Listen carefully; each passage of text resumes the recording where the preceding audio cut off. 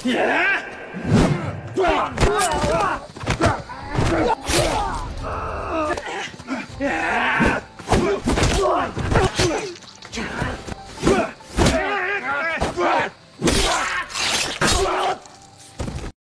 1950, di tengah hiruk-pikuk kota Tokyo yang mulai bangkit dari luka perang, seorang pria asing bernama James Rigg melangkah menuju sebuah dojo tradisional. James adalah seorang wing commander dari Angkatan Udara Kerajaan Inggris. Ia datang dengan tujuan yang jelas, mencari seorang pria yang dulu pernah menjadi musuh sekaligus bayang-bayang dalam hidupnya, yaitu Jenderal Ito. Namun sesampainya di sana, James tidak menemukan keberadaan sang jenderal. Yang menyambutnya justru putra Ito, seorang pria muda bernama Oda. Kehadiran James membuat suasana dojo yang tadinya tenang seketika berubah penuh ketegangan. Oda yang sejak awal memandangnya dengan curiga, berusaha mencari tahu siapa orang asing itu dan apa tujuannya datang mencari ayahnya. Oda kemudian memerintahkan murid-muridnya untuk menyerang James.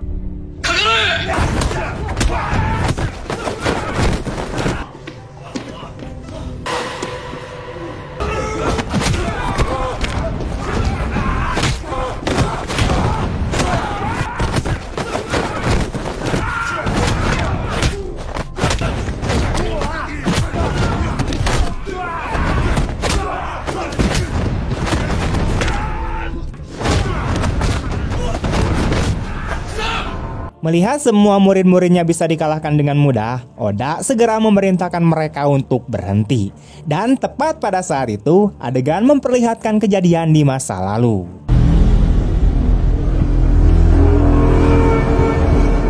Beberapa tahun sebelumnya, tepatnya pada tahun 1942, di tengah puncak Perang Dunia II, wilayah Filipina sedang diduduki oleh Jepang. Pasukan Jepang mengeksploitasi sumber daya alam negeri itu sekaligus memperkuat pertahanan mereka. Di sisi lain, pasukan sekutu yang terdiri dari Amerika Serikat dan Inggris berusaha keras merebut kembali Filipina. Pertempuran besar di Bataan menjadi salah satu titik paling menentukan. Dari sinilah kisah penderitaan para tawanan perang pun dimulai. Kita kemudian diperlihatkan James Rigg di masa mudanya. Ia saat itu memimpin skuadron udara Inggris. Namun pesawat yang ia tumpangi ditembak jatuh di langit Filipina. James selamat dengan luka-luka, tetapi kopilotnya tewas di tempat.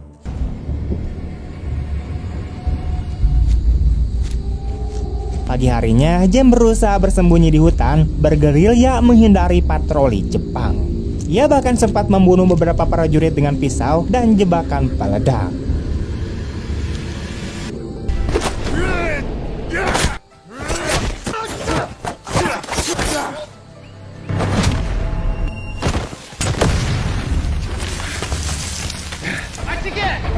Akan tetapi, perlawanan tunggal itu tidak berlangsung lama. Pasukan Jepang berhasil mengepungnya dari berbagai arah, sehingga James terpaksa menyerah dan akhirnya ditangkap. James kemudian digiring ke sebuah kamp tawanan perang Jepang. Di sana ia melihat banyak tentara Amerika dan Inggris yang juga ditawan. Camp itu dipimpin oleh sosok kejam dan keras, yaitu Jenderal Ito, perwira tinggi Jepang yang terkenal kejam, sekaligus punya disiplin militer yang sangat tinggi. Salah satu bawahannya yang paling loyal adalah Kapten Edo, seorang komandan lapangan yang sering mengeksekusi perintah dengan tangan besi. Awalnya, James hampir saja dieksekusi di hutan atas perintah Ito. Namun dengan keterampilan bela dirinya, ia justru berhasil melawan balik dan menghabisi 3 agojo Jepang yang ditugaskan untuk menghabisinya.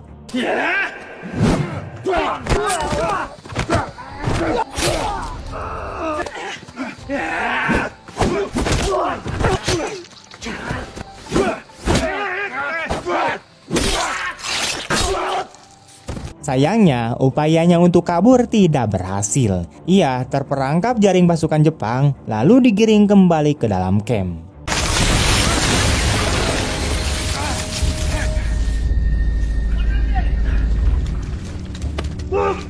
Di hadapan Jenderal Ito, James pun kemudian diperiksa.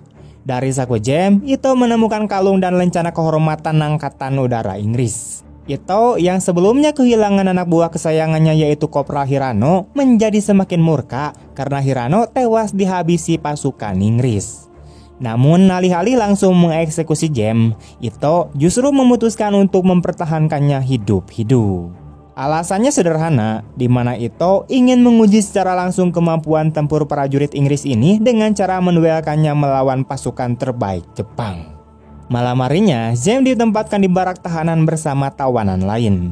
Disinilah kita diperkenalkan pada beberapa tokoh penting. Pertama adalah Randall, seorang tentara Amerika yang dijuluki si Jenggot karena penampilannya yang berantakan. Kedua adalah Gabriel, seorang sersan kelas 1 dari Angkatan Darat Amerika Serikat yang masih muda tetapi tegas. Dan yang paling penting ada juga Kapten Collins, perwira senior dari Amerika yang menjadi tokoh paling dihormati di antara para tawanan. Dari mereka, Jem mengetahui bagaimana kondisi para tahanan. Setiap hari mereka dipaksa melakukan kerja paksa, termasuk membangun tembok pembatas camp. Collins juga menjelaskan bahwa hampir mustahil ada yang bisa keluar dari camp hidup-hidup. Keesokan paginya, sesuai janji Jenderal Ito, Jem dipaksa untuk masuk ke arena duel. Ia dipertemukan dengan petarung terbaik Jepang, seorang prajurit brutal yang dijuluki Johnny. Sebelum melawan Jem, Johnny terlebih dahulu menghabisi 3 tahanan lain tanpa ampun.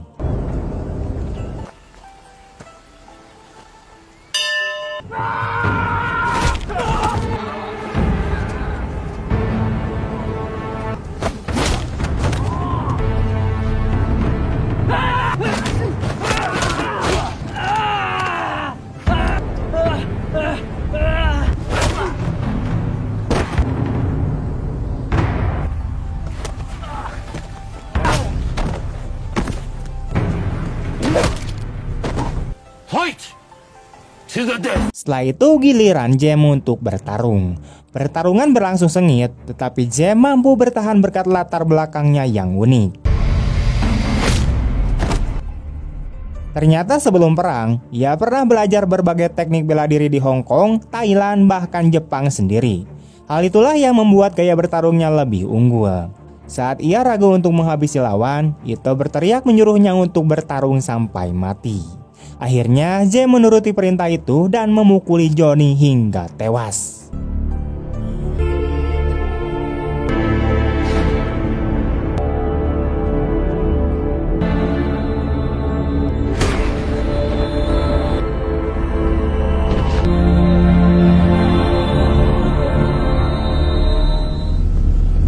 Kemenangan ini mengejutkan banyak pihak. Collins mulai melihat potensi besar dalam diri Jem, sementara Endo justru menuntut Ito segera mengeksekusinya. Tapi entah mengapa Ito terus saja menolak. Ia masih penasaran dengan teknik terlarang yang digunakan oleh James. Beberapa hari kemudian, Jem dikenalkan dengan Teresa, seorang wanita sipil Filipina yang dipaksa menjadi tenaga medis untuk tentara Jepang. Teresa direnggut dari keluarganya dan telah 3 bulan bekerja di camp. Dialah yang merawat James setelah duel sengit melawan Johnny. Teresa kagum sekaligus heran karena biasanya tidak ada tawanan yang mendapat kesempatan dirawat di tenda medis Jepang. Dari percakapan dengan Ito, terungkap bahwa sang jenderal semakin tertarik dengan kemampuan Jem, terutama karena gerakan bertarungnya mirip dengan teknik terlarang dalam budaya bela diri Jepang. Ito yakin bahwa Jem pasti pernah belajar teknik itu dari seorang guru Jepang di masa lalu. Hari demi hari berlalu, Jem terus dipaksa untuk bertarung. Suatu waktu ia bahkan melawan 3 tentara sekaligus.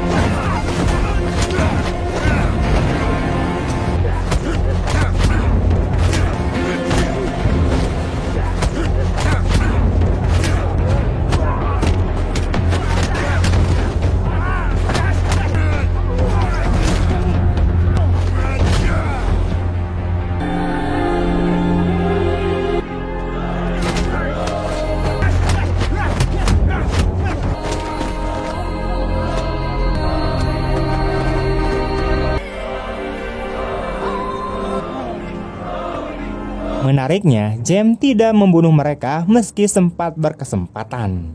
Baginya, mereka hanyalah prajurit biasa yang menjalankan perintah atasan sama seperti dirinya. Namun, belas kasihan itu berbuah tragis, di mana ketiga tentara tersebut dieksekusi mati karena dianggap mempermalukan kehormatan militer Jepang. Di balik semua penderitaan itu, James mulai menyusun rencana kabur. Ia mengusulkan pada Collins dan Gabriel bahwa yang mereka butuhkan hanyalah sebuah radio untuk menghubungi pasukan sekutu di lepas pantai. Targetnya adalah radio yang ada di menara penjaga.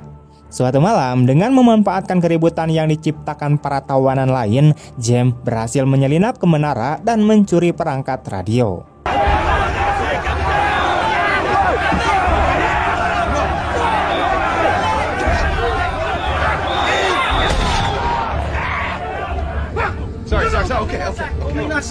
Saat hampir ketahuan, ia justru dipergoki oleh Teresa. Beruntung, Teresa memilih bekerja sama dengan syarat ia juga harus ikut serta jika James berencana melarikan diri. Radio pun berhasil disembunyikan di tumpukan karung bekas, dan sejak itu James semakin mantap memimpin rencana pelarian berbahaya ini. Keesokan harinya, jenderal itu memerintahkan semua hukuman brutal untuk James. Ia diikat di tengah arena, lalu anak buah itu satu persatu dipanggil untuk memukulinya dengan tongkat kayu setiap kali lonceng dibunyikan. Seluruh tawanan menyaksikan adegan itu dengan ngeri.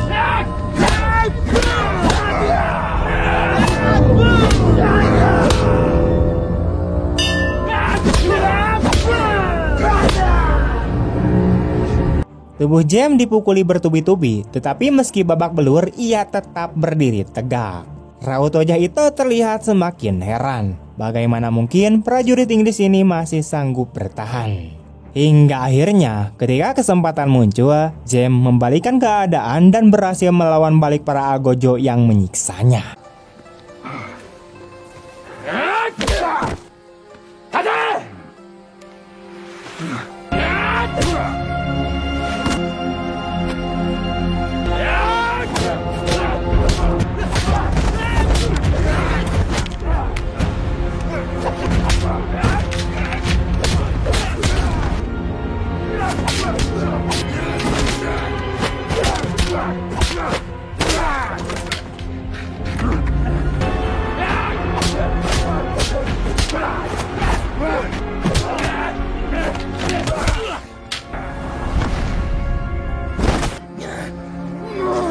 Ia mengalahkan mereka bertiga di depan mata Ito.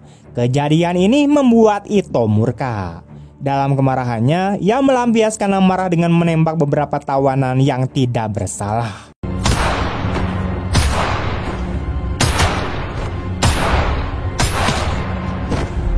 Setelah duel itu, James kembali dirawat di tenda medis oleh Teresa. Wanita itu bingung karena tidak pernah ada tawanan yang diberi perawatan seistimewa ini.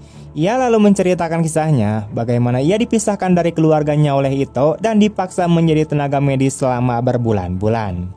James mulai merasa iba dan mereka berdua menjalin kepercayaan. James pun bertanya pada Ito mengapa ia diperlakukan dengan begitu berbeda, disiksa tetapi tidak pernah benar-benar dieksekusi. Ito menjawab bahwa dirinya penasaran karena James menggunakan teknik bertarung terlarang yang hanya dikenal dalam aliran bela diri Jepang. Itu sebabnya ia ingin terus menguji sampai batas kemampuan James. James dengan dingin membalas, jika Ito terus memaksanya untuk bertarung, pada akhirnya ia akan kehabisan prajurit sendiri.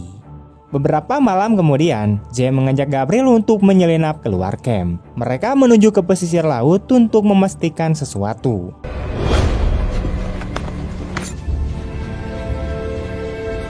Ternyata benar, James menemukan bangkai pesawat Glinder tersembunyi di balik semak-semak. Ia menjelaskan bahwa pesawat Glinder bisa ditarik oleh pesawat penyelamat sehingga memberi peluang mereka untuk kabur. James juga berhasil menangkap sinyal radio dengan bahasa Navajo, yaitu bahasa sandi pasukan asli Indian Amerika yang digunakan oleh militer AS. Hal ini menjadi bukti bahwa pasukan sekutu memang berada tidak jauh dari wilayah itu. Gabriel mulai percaya meskipun rencana tersebut sangat beresiko. Keesokan paginya, situasi di camp pun memanas. Salah satu prajurit Jepang ditemukan tewas dan jenderal itu langsung mengumpulkan seluruh tawanan. Ia menuduh ada yang berkhianat. Kapten Collins dijadikan tersangka utama dan disiksa habis-habisan agar mengaku. Melihat rekannya hampir mati, James akhirnya mengaku bahwa dialah pelaku penyusupan semalam. Dengan sombong, Ito menuntut James untuk memperlihatkan teknik terlarang yang ia kuasai atau para tawanan akan dieksekusi. Namun James tetap menolak dan akibatnya beberapa tawanan pun ditembak mati di tempat. Sebagai bentuk hukuman tambahan, Collins dipaksa bertarung melawan 3 tentara Jepang sekaligus.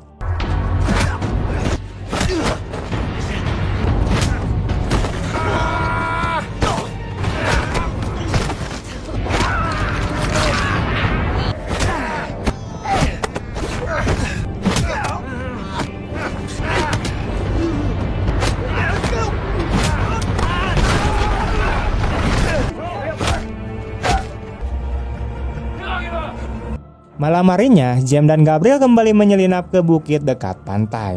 Dengan menggunakan radio, mereka mengirimkan sinyal lokasi menggunakan kode sandi. Atsa. Upaya itu berhasil, di mana keesokan paginya, pasukan Amerika melancarkan bombardir besar-besaran ke kamp Jepang. Ledakan demi ledakan menghancurkan pos penjaga, dan pasukan Jepang pun akhirnya kewalahan. Dalam kekacauan itu, Teresa berlari menuju para tawanan untuk membantu mereka lolos. James mengajaknya ikut untuk melarikan diri. Pertempuran sengit pun pecah di dalam kamp.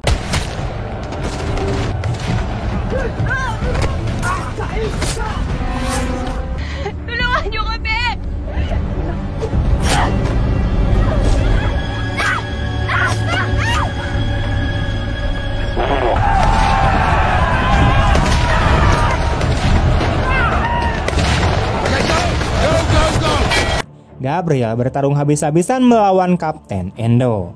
Duel itu berlangsung brutal, hingga akhirnya Gabriel berhasil mengalahkan komandan kejam tersebut.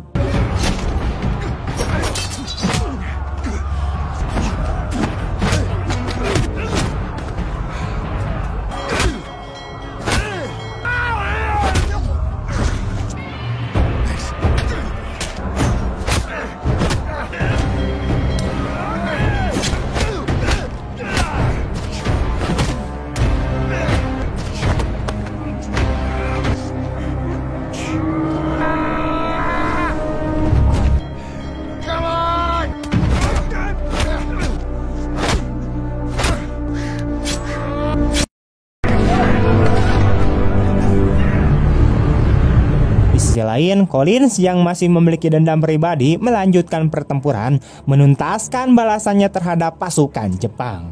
Sementara itu, James memasuki tenda Jenderal Ito. Pertemuan yang sudah lama ditunggu pun akhirnya terjadi. Ito mengajak James untuk duel 1 lawan 1 dengan katana, yaitu pedang tradisional Jepang. Pertarungan berlangsung intens, penuh emosi dan juga gengsi.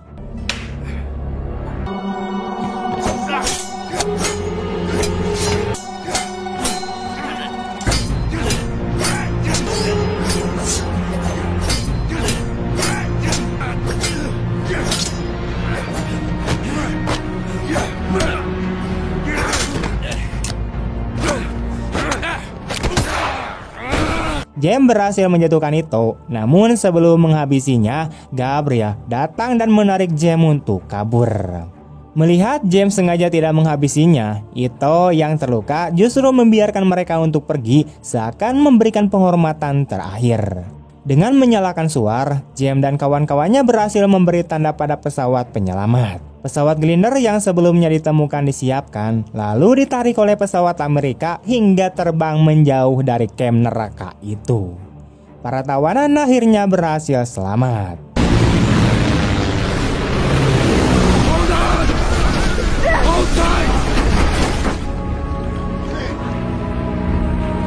Alright lads, we'll be back. Beberapa tahun setelah perang usai, tepatnya di Tokyo tahun 1950, James Riggs yang kini tampak lebih matang kembali hadir dalam kehidupan yang pernah menjadi bagian kelam dari masa lalunya. Dengan langkah tenang, ia memasuki sebuah dojo tradisional Jepang yang dipenuhi suara murid-murid berlatih seni bela diri. Dojo itu dipimpin oleh seorang pria muda bernama Oda Ito, putra dari Jenderal Ito. Kehadiran James seketika menarik perhatian. Oda menghentikan latihannya, lalu memandang pria asing itu dengan penuh kewaspadaan. Ada tanda tanya besar dalam benaknya, siapa sebenarnya orang ini dan apa tujuan kedatangannya. Namun saat memperhatikan sikap James yang tegap dan tatapannya yang tenang, Oda teringat pada kisah lama yang pernah diceritakan oleh sang ayah. Jenderal Ito dahulu sering berbicara tentang seorang tawanan barat yang berbeda dari yang lain, seorang prajurit Inggris yang dianggap sebagai petarung terkuat yang pernah ia temui. Sang ayah bahkan pernah berpesan, jika suatu hari pria itu muncul kembali, maka ia adalah sosok yang layak untuk dihormati. Keyakinan Oda semakin kuat ketika James memperlihatkan sebuah teknik bela diri yang pernah menjadi obsesi Jenderal Ito. Gerakan itu mengalir sempurna, penuh tenaga dan mencerminkan disiplin bertahun-tahun.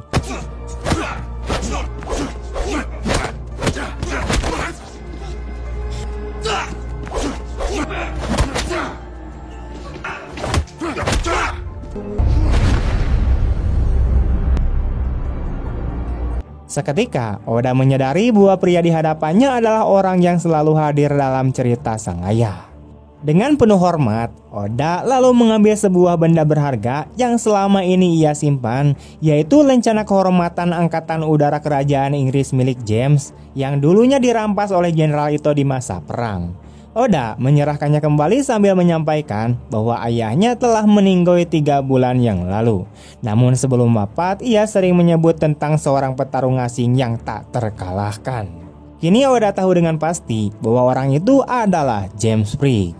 James menerima kembali lencana tersebut dengan perasaan yang bercampur antara haru dan lega. Ada penghormatan yang tulus di antara keduanya tanpa perlu ada kata yang panjang. Setelah memberi salam singkat, James melangkah keluar meninggalkan dojo dengan langkah yang mantap. Dari seorang tawanan perang yang harus bertahan hidup dalam penderitaan, hingga kini dihormati bahkan oleh putra dari orang yang pernah menjadi musuh besarnya di masa lalu, dan kisah James benar-benar menemukan penutup yang bermakna. Tamat!